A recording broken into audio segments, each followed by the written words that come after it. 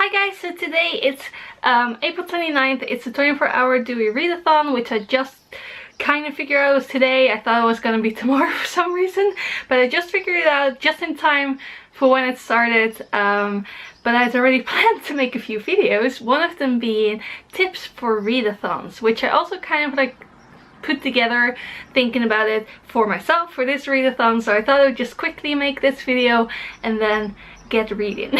So if you don't know, Dewey's 24-hour readathon has been around for a while. It's when at a certain time they announce it, you start reading for 24 hours, read as many books as you can or as you want, and it actually starts at the same time around the world. So for me it started at 2 o'clock in the afternoon today, so like about 30 minutes ago, and it started for everyone around the entire world 30 minutes ago. So that's pretty cool. I'm actually making a video about that as well, about my progress and the wrap up of the books that I managed to finish, so I will link that at the end if I do this one first. Or I don't know when I'm gonna upload anything, but it will be somewhere. So I wrote down some tips on this little notebook that I actually found. I'm going through a lot of boxes. When I moved I had a lot of boxes with a lot of stuff, and most of them are in my attic, but just like gathering dust, so I decided to get them and go through them and throw some stuff out and put some stuff here on the shelves and everywhere, and I found this awesome notebook. Anyway, okay, so tip number 1 is to tell people that you're doing a readathon. So tell your parents, tell your roommate, tell your friends, anyone who might disturb you or be really annoyed or upset if you're not reachable for 24 hours. Tell them that you're doing a readathon. Maybe they even want to do it with you. This is great motivation to actually get down and read, because especially if you're a bit competitive, try to see who can read the most and keep each other updated. Tip number 2 is to set realistic goals. So I myself have got 2 books and I think like 5 comic books, but I read comic books pretty fast. The idea is to, you know, don't tell yourself that you have to read like the complete works of Charles Dickens or something like that. Like, set reasonable goals that you can finish, but it can be a bit challenging, of course. It's fun to challenge yourself, but don't like want to read an entire pile that you're never gonna read, so you just freak out and not read anything. Tip number 3, have backup books. Have a few books ready that you really want to read, so that when the TBR pile that you assembled beforehand doesn't work out, when there's a book that you just can't get into and you can't read it, don't force yourself to read that book, just swap it for another one. Now, don't try to do this too many times, because then you just read the first like 10-15 pages of 100 books, but it is yeah, really handy to have a backup book in case 1 or 2 of the books that you pick just doesn't work out, because you want to read as many words as possible. Tip number 4, make sure you are excited for the books that you want to read. Maybe look up some reviews, or you know, other people talking about it, or grab it at least like beforehand and read the back cover and remind yourself why you're so excited to read this book, so that you just can't wait. And when that, you know, when the readathon starts, you can just sit down and start reading and be pumped and be excited and read lots. Tip number 5, get connected. Most readathons that are organized, you can also like organize your own, but most that are organized like on the web, they have Twitter accounts, Instagram accounts, they have websites, blogs.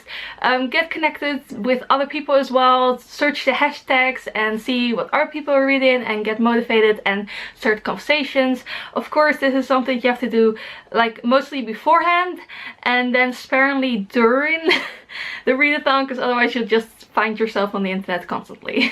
Tip number 6, have a teapot or some water and some snacks nearby, so that you don't have to get up constantly and you keep hydrated and you keep, you know, feeding yourself and make it maybe a little bit more fun.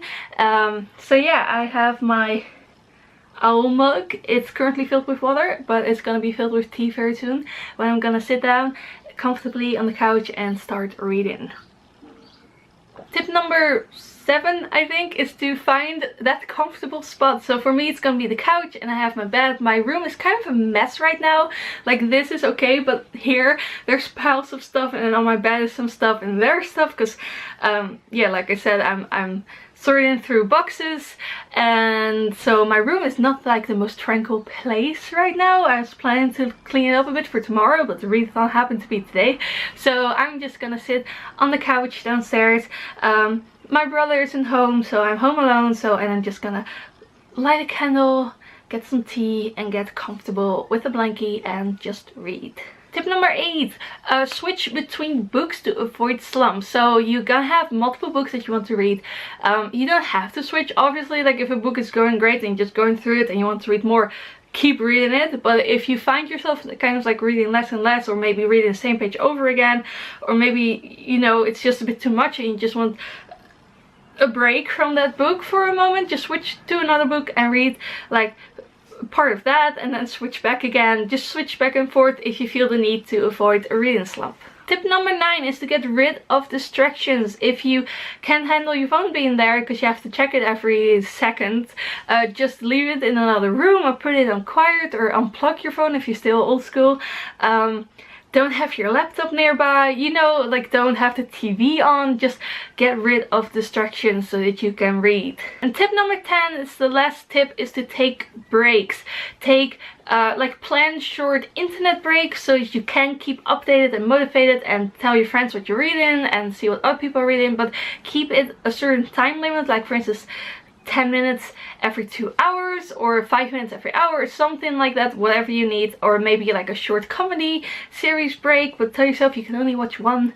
Or go around and, you know, go outside, walk for like half an hour, get your energy back and your strength back and get some fresh air. So yeah, take a lot of breaks so that you don't go crazy reading for 24 hours. And also get enough sleep. Like that counts as a break, right? Do actually sleep, please.